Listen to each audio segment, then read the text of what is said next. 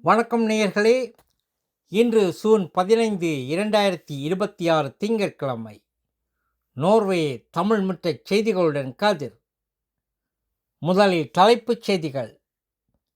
கனமழை தொடர்கிறது. நோர்வேயின் பெருங்கொடை. ஏவுகணை ஏவல் ஒத்திவைப்பு.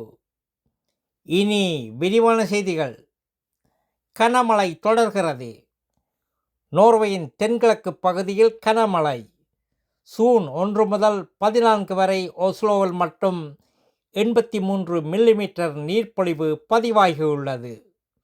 இது ஒரு முழு ஜூன் மாதத்துக்கான சராசரி மழைக்கு சமம்.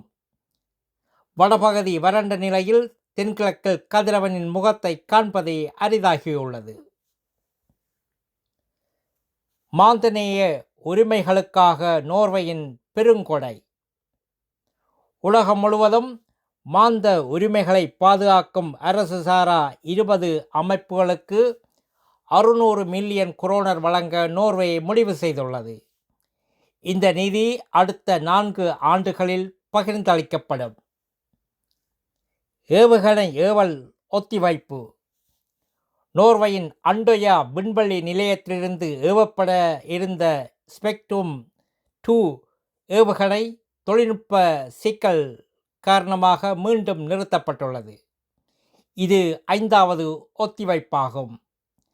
செயற்கைக்கோள்களை விண்ணில் செலுத்துவதற்காக இந்த ஏவுகணை வடிவமைக்கப்பட்டது.